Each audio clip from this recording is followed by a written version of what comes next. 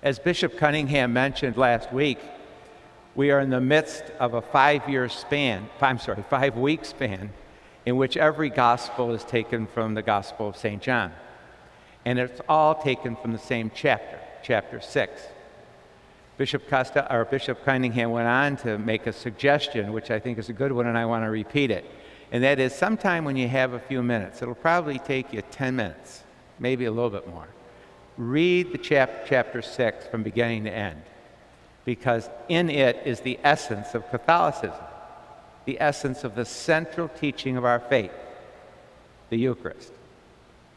And it continues to baffle me, and I always mention this. I guess I got to stop doing this, but I keep mentioning the fact that it baffles me a bit that so many people have such a struggle accepting this faith, this particular part of our faith.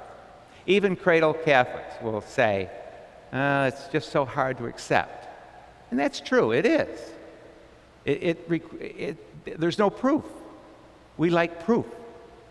It requires the suspension of scientific thought. Science can't back it up. So we struggle with it because of that reason alone, perhaps. But I compare it to some of the other principles of the faith that do not have basis in Scripture, that we don't seem to have too much difficulty accepting. And yet, this principle, which has enormous basis in Scripture, that whole chapter is based on it, we still struggle. Maybe it's just the human condition and I got to live with it. That's okay, I can. But I wonder about it. As someone once said, Fred, you got to relax more. It comes down to faith. Either you have faith and you accept, or you kind of don't and you suspect or reject or whatever. Okay. But then that raises the question of, why is it that some people seem to have great faith? Whatever happens to them in life, they seem to cope with it. They can get on with life. They struggle, certainly. They have their doubts, certainly. But essentially, their faith always carries them through. They just are very strong. And then others might wish that they had the same faith, but just don't. Maybe the transgressions of life, the heartbreaks, it devours them faith-wise. Others, it builds up. It's a phenomenon. Is it in the genes? Is it in our DNA? Is it something that we inherit? Is it part of our makeup as we grow in particular families? Well, if that were the case, then how can we account for the fact that the same parents can have two children, obviously born of the same parents, raised under the same roof? One has great faith and the other does not. How does one explain it?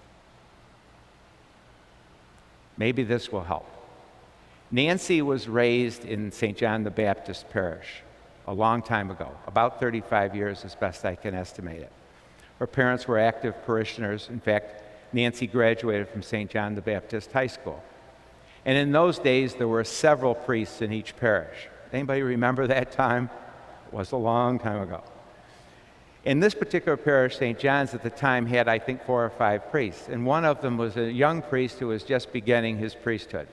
And the family got very close to him, I think because he was young, and also he was very energetic. And Nancy became very close to him as well. And this priest is my source for the story. And Nancy was very typical of most teenage girls. She was active in school, she participated in sports, she was very popular, and she was above average in intelligence. But there was one aspect of Nancy's life that separated her from all the rest of their kids. She had cystic fibrosis.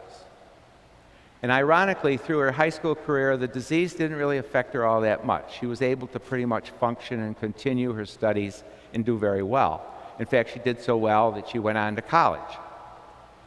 Well, there were a few days when maybe she would have to have some respiratory help. She might have to even go to the hospital. But for the most part, she lived a very normal life in high school.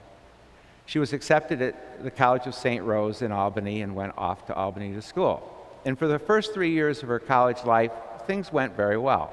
She was able to continue her lessons without any difficulty. But once again, each year she would miss more class time. She would spend a little more time each year in the hospital than the previous. And by the time she became a senior, the disease was really starting to take hold. And the priest told me that around Easter time, he got a call from Nancy's mother. And she said that she wondered if Father could go over to Rochester to Strong Memorial and see Nancy. The Albany Hospital decided they needed to send her to Strong because her disease was getting so severe. And apparently Strong had a section devoted to cystic fibrosis.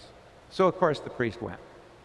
And when he got there, he was just dismayed to see Nancy's condition because he had never seen her so bad. And he realized the disease was really in control.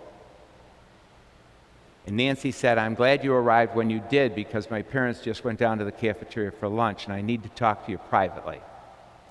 She said, "There's 3 things I'm going to ask you to do.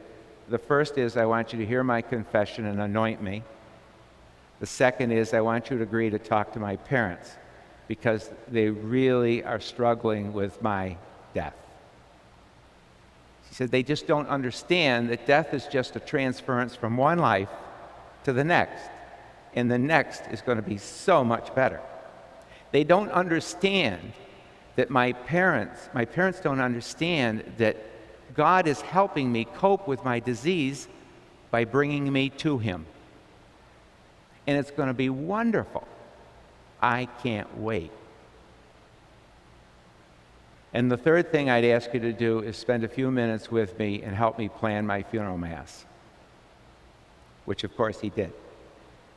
He went home and kind of held his breath for a while, and the phone rang. And he heard Nancy's mother's voice. And I'm sure he gulped. But she had good news.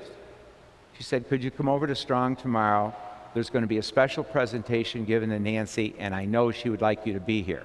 We certainly would wish you to be here." So he went over. They told him he had to be there at a certain time.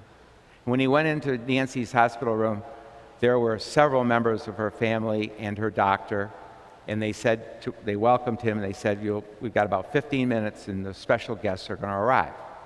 Sure enough, about 15 minutes later, in walked 3 of Nancy's classmates from St. Rose, along with a dean from the school.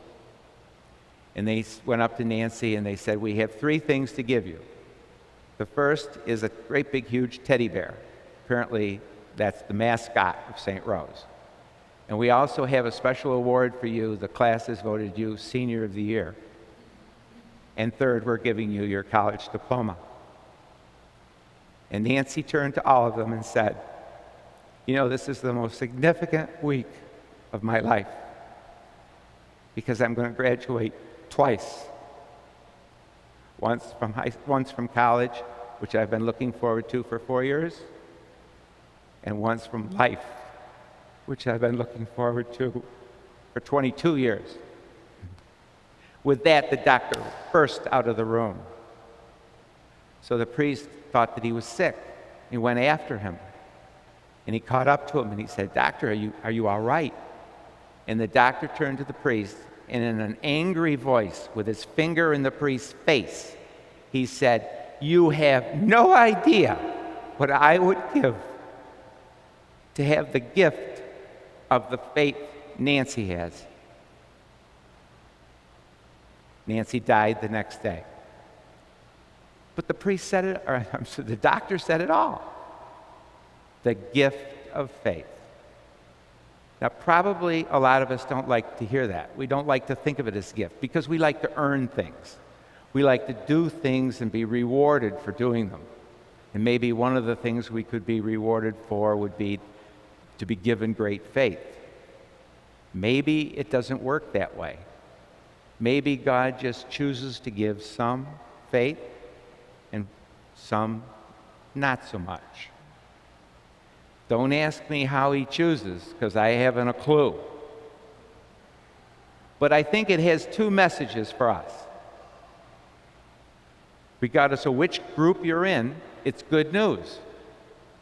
To those who very little or no faith is given, it's not their fault.